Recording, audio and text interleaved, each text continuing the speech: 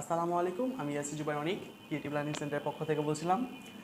আজকে আমরা SSC 2025-এর special একটি সাজেশন নিয়ে হাজির হয়েছি।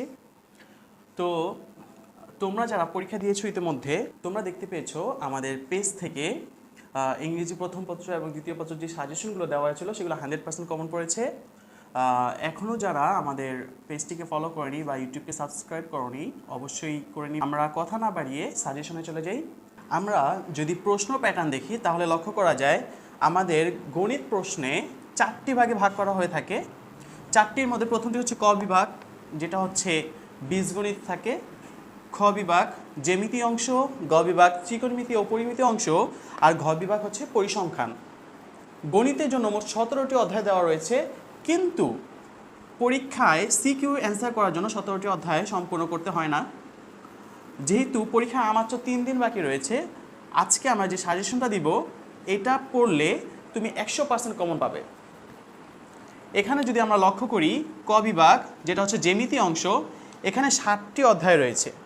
এর মধ্যে প্রথম অধ্যায় হচ্ছে বাস্তব সংখ্যা। বাস্তব সংখ্যা থেকে নর্মালি কোশ্চেন আসে না, এখান থেকে এমসিকিউ কমন পড়ে। এমসিকিউ মাত্র একটা বা দুইটা আসতে পারে, কিন্তু সিকিউর জন্য এটা তেমন গুরুত্বপূর্ণ নেই, সুতরাং এটা লাগবে না। সেট ফাংশন এটা খুবই গুরুত্বপূর্ণ, এটা অবশ্যই করতে হবে। এর মধ্যে বীজগণিতিক রাশি ভেরি ইম্পর্টেন্ট, ঢাকা বোর্ডের জন্য এটা খুবই গুরুত্বপূর্ণ, এখান থেকে একটি সেট কমন পাবে। চতুর্থ অধ্যায় সূচক ও লগারিদম, এইটিও খুবই গুরুত্বপূর্ণ একটি অধ্যায়। অধ্যায় 11 বীজগণিতিক অনুপাত ও সমানুপাত। অধ্যায় 12 দুই চলক বিশিষ্ট সরল সহসমীকরণ। অধ্যায় 13 সসীম ধারা।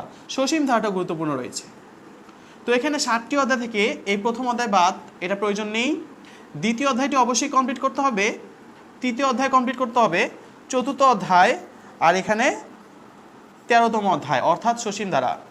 তোমরা যদি এই 4টি অধ্যায় কমপ্লিট করো তাহলে 100% শিওর 2টি কমন পাবে।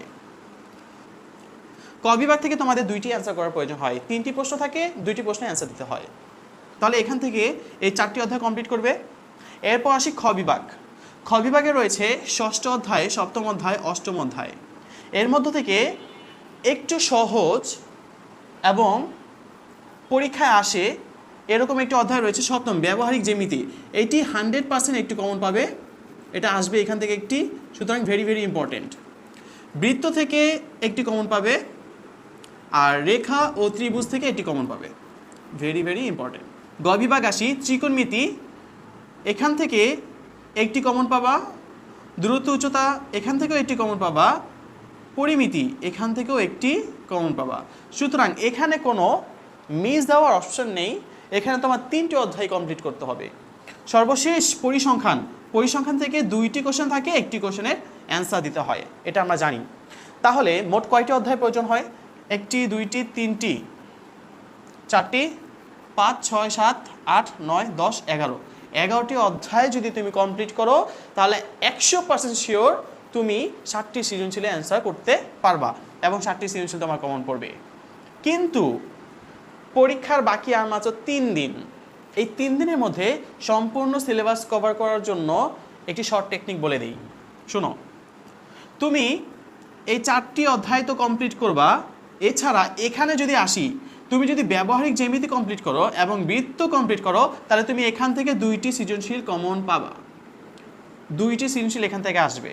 তুমি যদি ত্রিকোণমিতি এবং দূরত্ব উচ্চতা কমপ্লিট করো তাহলে এখান থেকেও তুমি 2টি কমন পাবে। কিভাবে আমি বলি, গ বিভাগে নর্মালি প্রশ্ন প্যাটার্ন হয় হয়তো ত্রিকোণমিতি থেকে একটি, দূরত্ব উচ্চতা থেকে একটি, পরিমিতি থেকে একটি, মোট 3টি, অথবা ত্রিকোণমিতি থেকে 2টি, দূরত্ব উচ্চতা থেকে একটি। কাজেই তোমার যেহেতু এখানে মাত্র 2টি কোশ্চেন অ্যান্সার করা লাগবে, সুতরাং তুমি এত টেনশন করা তোমার দরকার নাই। পরিমিতি অনেক বড় একটি অধ্যায়, এইটি যদি তোমাদের কাছে কঠিন মনে হয় তাহলে এইটা বাদ দিয়ে এইটা আর এইটা, এই 2টা অধ্যায় মিনিমাম কমপ্লিট করে যাবা। আর এখানে আছে পরিসংখ্যান।